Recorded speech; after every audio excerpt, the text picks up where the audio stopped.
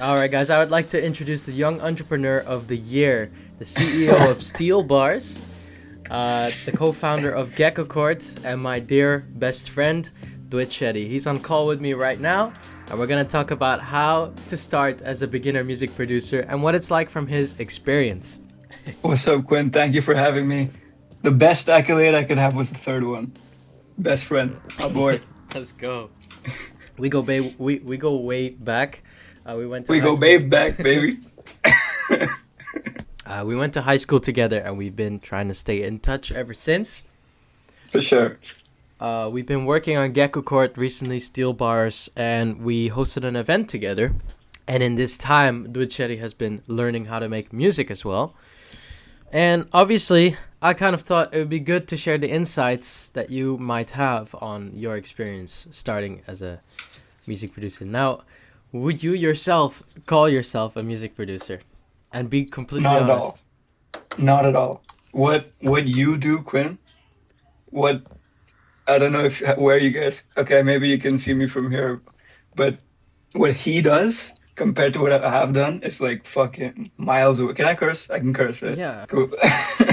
But why do you say that? Why do you say that you can't call yourself a music producer? Do you feel intimidated? Do you feel that you need to reach a certain point until you can call yourself a music producer? I think the level it takes to make a song, for example, for film, a lot of directors are just like, as soon as you hold the camera and start recording, you're a film director. But I don't think it's just that simple with music. What I did was, take a bunch of splice samples and like chop it up, like beginner shit, right? Like already.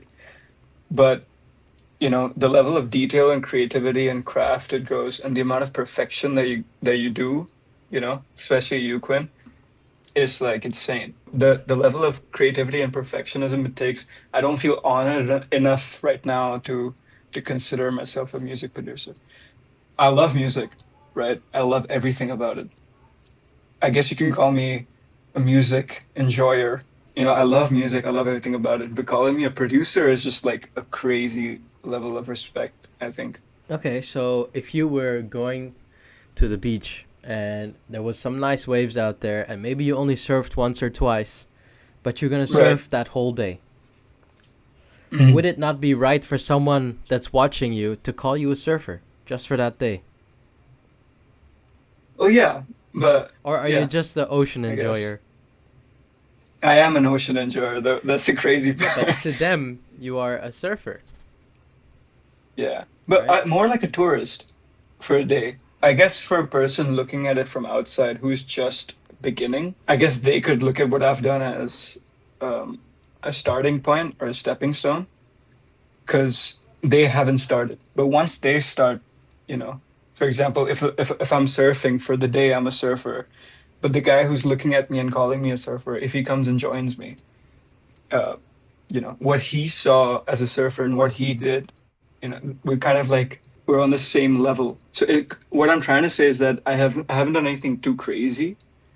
I've dabbled in it, maybe for a few weeks, and a few unfinished projects. But what I'm trying to say is the person who surfs deeper into the waves, for me, that guy's the surfer. You know what I mean?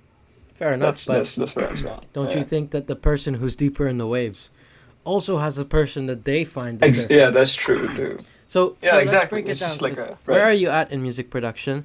How many open projects do you have? I'm talking like even a single or a second sample in there. Just how many open projects do you have? Okay, so I'm going to put myself on a spot. I'm going to open up. Well, you can still see me, right? I'll just tell you the amount of like files I have that I worked on. So it's like 1, 2, 3, 4, 5, 6, 7, 8, 9, 10, 11. Okay, almost 13, 14. Right? Out of them, 2 maybe I've finished. You know what I mean? Right, so you're at the very early stages.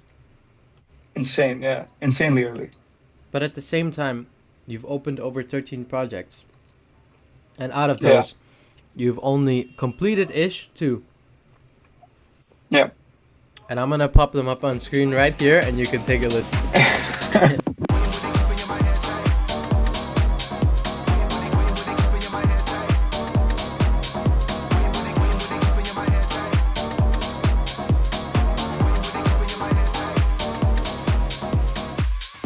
Why don't you finish the other ones?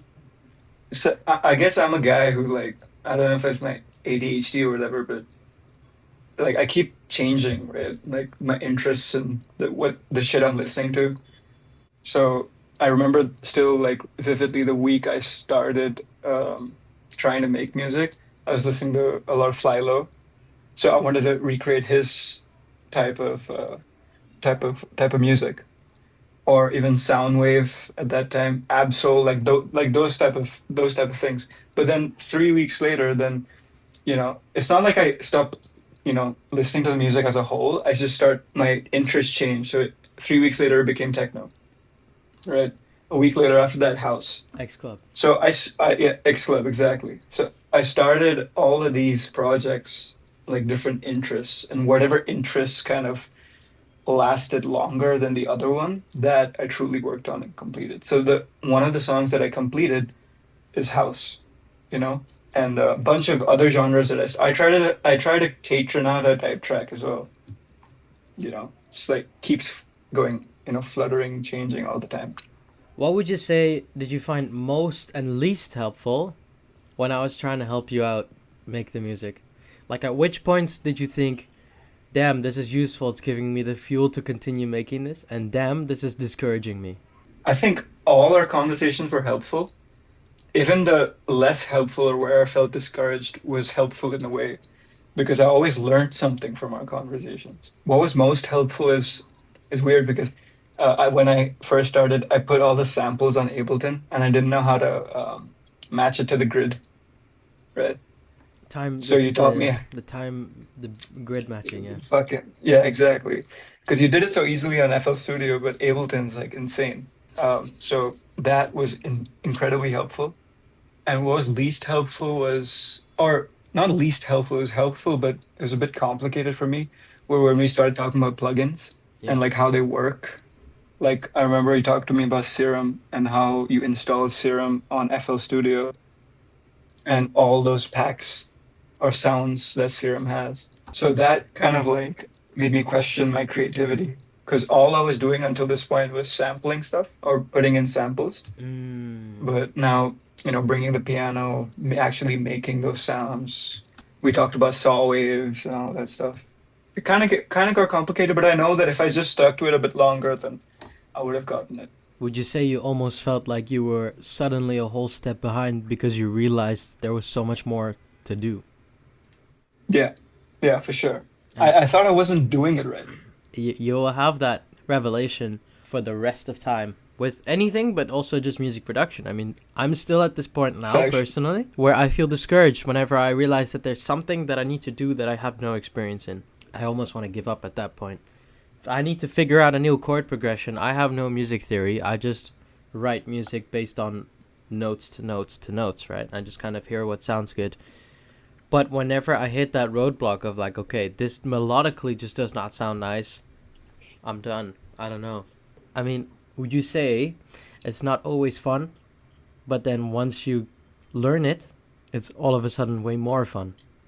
Mm-hmm. What I must say though, the days I was working on that one completed project, it was hell, right? Because I thought I wasn't doing it right at all, and it all sounded garbage, right?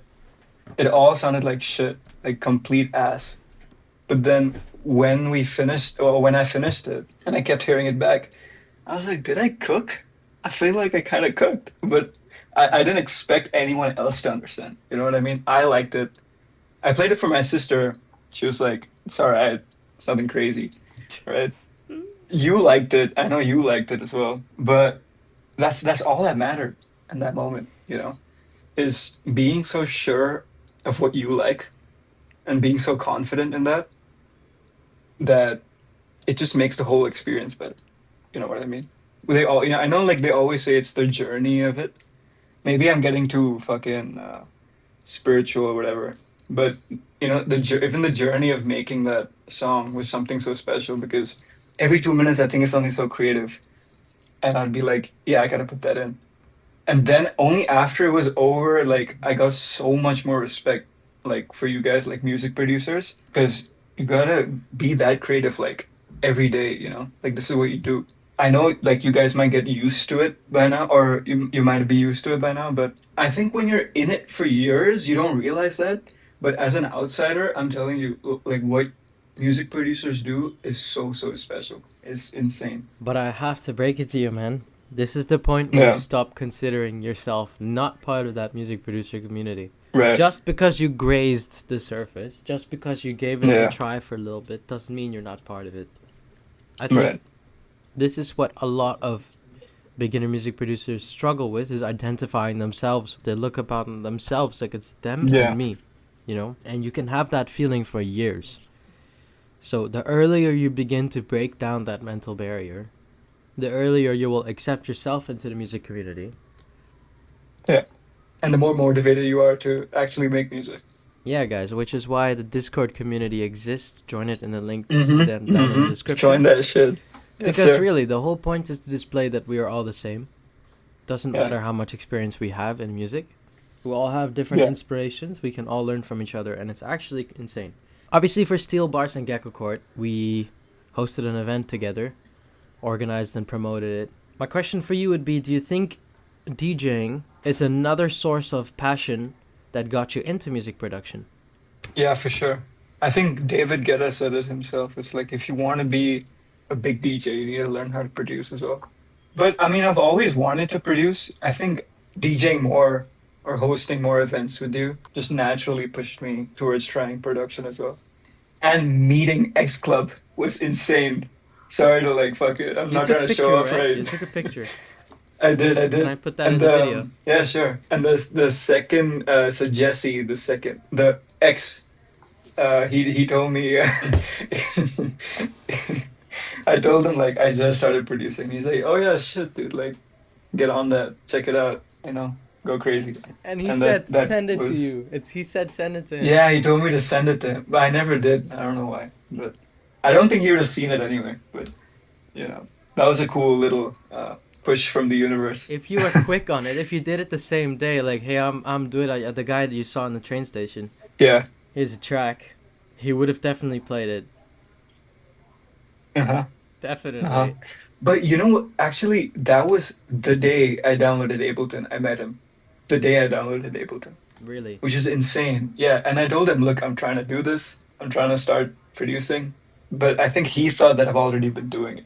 So he's like, yeah, send me some shit. I was like, I have nothing for you, man. I have absolutely nothing for you. Yeah. Well, you know what? God's will. Your music will be Yeah. played by X X and Club. Club. Both of ours, man. Backspace. Oh, fuck. Did I drop it too soon? Look, You can we cut it out. it's been dormant. I mean, are Yeah. you still have Ableton? I do, I do. Haven't opened it. I don't know for how long now. Yeah. Hey, let us know in the comments if you want us to start a podcast. I'd be so down to start a podcast. I mean, me too, but it would be a virtual Oh, here podcast. we go.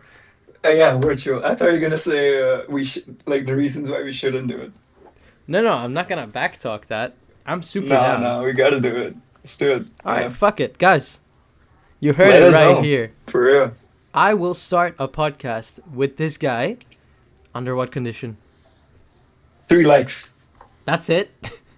I just really want to start this podcast. So there'll be a Nice. comment in the comment section down below, and it'll say, "Should we start a podcast?" And if there's 5 people that comment on that comment, or 5 likes on that comment, goddamn, then we will record our first episode of a podcast. What would you want to say to the music producer like yourself before you started?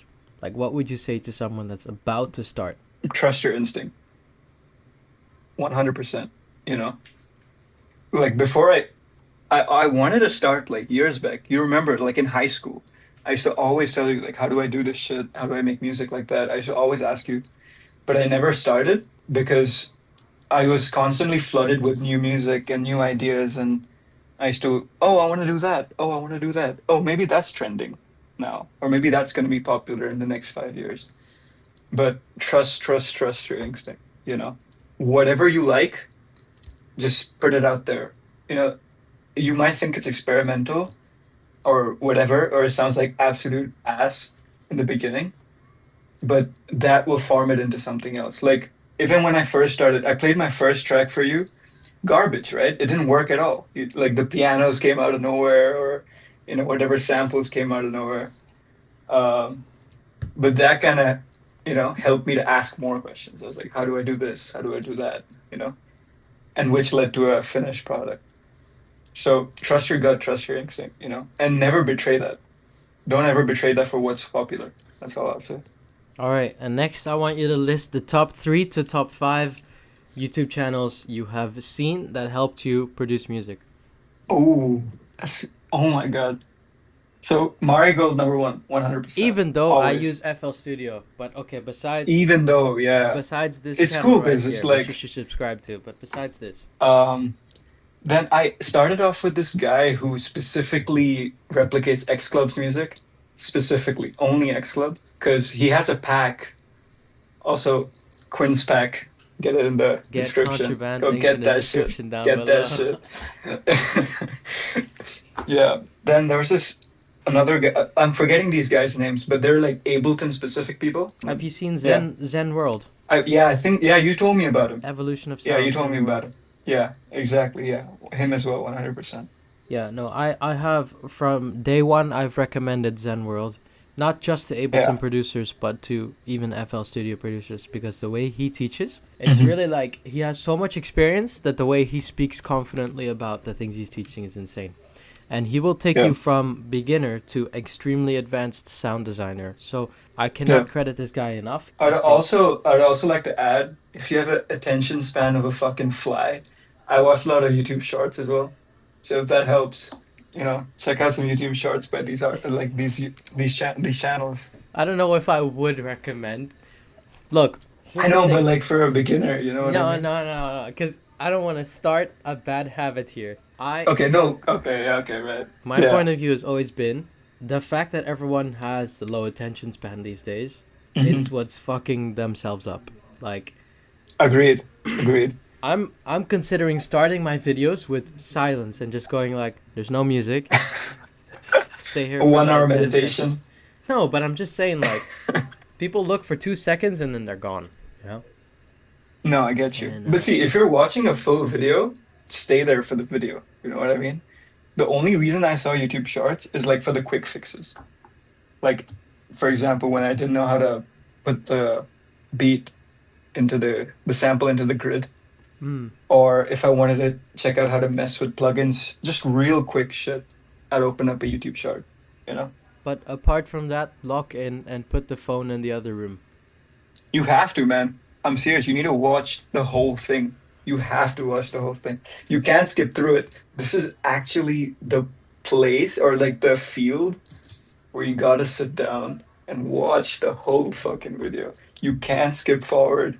You can't jump to the end for a conclusion like it's some phone review. You can't. You need to watch that whole shit. Otherwise, you're gonna be so confused. You're gonna be so confused. Because like in this beginning of the video, he's talking about how to adjust the BPM, and in the end, he's made a full fucking song, with a drop and everything. So you gotta watch the whole thing. You have to. Thank you, Quinn. Thank you for having me. No, thank you for coming on.